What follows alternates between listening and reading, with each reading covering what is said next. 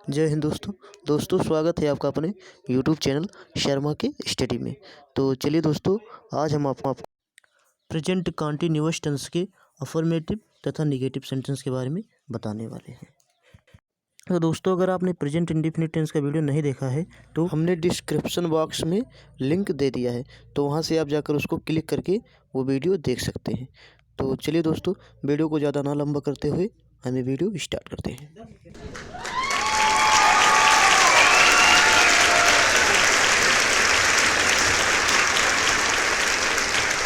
तो चलिए, present continuous जानने से पहले आप पहले ये जान लीजिए कि प्रेजेंट कंटीन्यूअस टेंस कहते किसको हैं।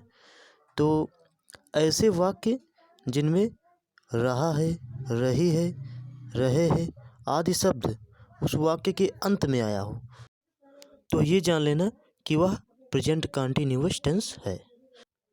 जैसे अगर राम जा रहा है, तो इस वाक्य के अंत में रहा है आया है, तो यह प्रेजेंट कंटीन्यूअस टेंस है।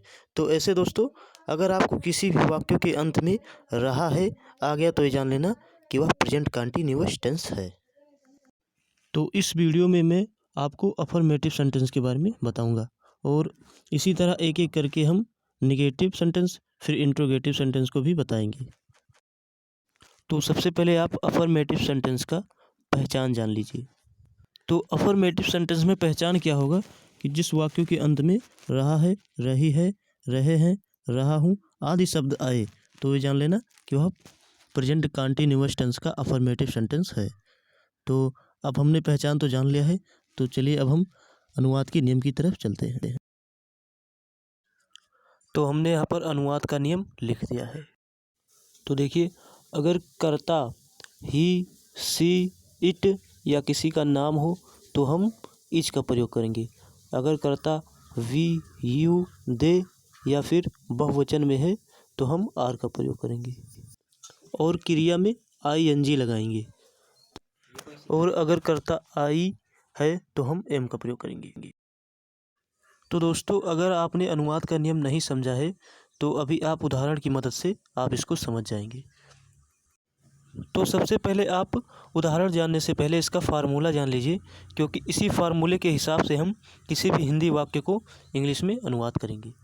तो फार्मूला हमारा क्या है, देखिए यहाँ पर हमने लिख दिया है।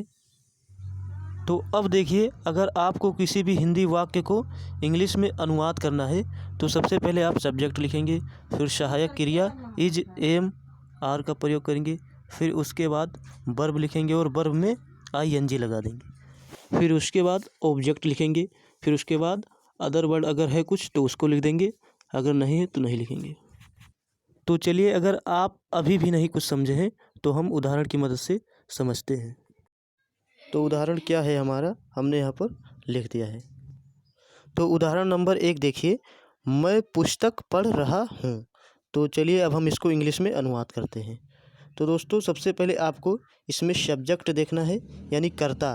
कर्ता इसमें क्या है, तो कर्ता इसमें मैं है, तो मैं की इंग्लिश क्या हो जाएगी दोस्तों, आई। फिर आपको सहायक क्रिया इज, एम, आर लिखना है, और हमने नियम में लिखाया है कि अगर कर्ता आई है तो हम एम का प्रयोग करेंगे, तो इसलिए हम इसमें एम का प्रयोग करेंगे। फिर उसके बाद हम वर्ब लिखेंगे, और वर्ब इसमें क्या है, पढ़ रहा है, तो पढ़ रहा की इंग्लिश क्या हो जाएगी, रीड।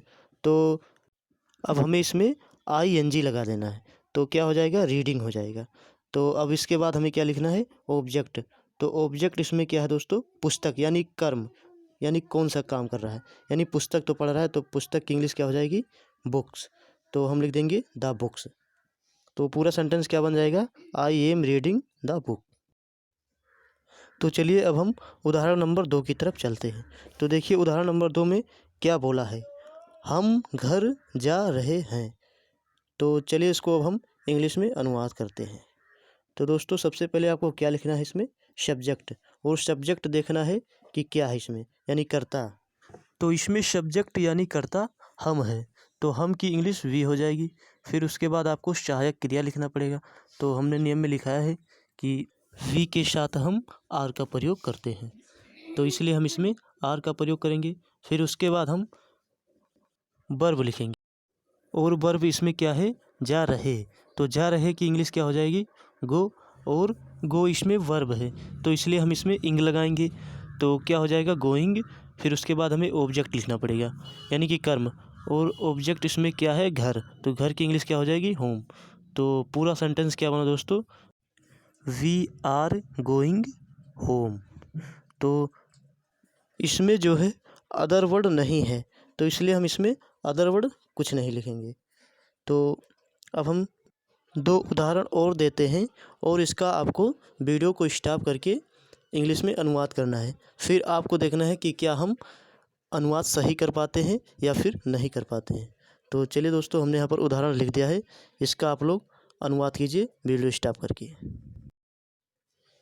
तो चलिए अब आप लोग ये देखिए कि हमने क्या अनुवाद सही किया था या फिर गलत किया था। तो उदाहरण क्या था? वह घर जा रहा है।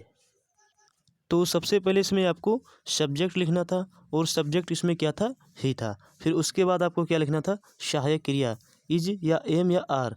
तो इसमें आपको इज लगाना था क्योंकि हमने नियम में लिखाया भी है, आप देख सकते हैं। फिर उसके बाद आपको क्या लिखना था? वर्ब लिखना था। तो वर्ब इसमें क्या था? जा था। तो जा की इंग्लिश गो हो जाएगी और वर्ब में आपको क्या लगाना है? आईएनजी। तो इसलिए हम इसमें आईएनजी लगाएंगे तो क्या हो जाएगा? गोइंग। फिर उसके बाद आपको क्या लिखना था? ऑब्जेक्ट, और ऑब्जेक्ट इसमें क्या था? घर। तो घर की इंग्लिश क्या हो जाएगी? होम। फिर आपको अदर वर्ड लिखना था और अदर वर्ड इसमें कुछ नहीं है तो इसलिए हम इसमें कुछ नहीं लिखेंगे। तो अब हमारा पूरा सेंटेंस क्या बन गया? He is going home. और दूसरा नंबर वाला उदाहरण क्या था उसको देखिए। इसमें दिया था कुत्ते भौंक रहे हैं। तो सबसे पहले आपको इसमें सब्जेक्ट लिखना था और सब्जेक्ट इसमें क्या था? कुत्ता। तो कुत्ता की इंग्लिश क्या हो जाएगी? The dog. फिर उसके बाद आपको सहायक क्रिया लिखना था, इज एम या आर। तो इसमें आपको आर लिखना था क्योंकि इसमें अगर एक कुत्ता बोला रहा होता तो हम इज का प्रयोग करते। तो और इसमें कुत्ते बोला हुआ है क्योंकि इसमें हमें पता नहीं है कि कितने कुत्ते हैं तो इसलिए हम इसमें बहुवचन इसको मानेंगे। तो हमने नियम में लिखाया है कि बहुवचनकर्ता के साथ हम आर का प्रयोग करते हैं तो इसलिए हम इसमें आर का प्रयोग करेंगे। फिर उसके बाद हमें क्या लिखना है? वर्ब, और वर्ब इसमें क्या है? भौंक। तो भौंक की इंग्लिश क्या हो जाएगी दोस्तों? बार्क। तो बार्क में हम क्या जोड़ेंगे लास्ट में? आईएनजी, क्योंकि वर्ब में हम आईएनजी जोड़ते हैं तो क्या हो जाएगा? बार्किंग।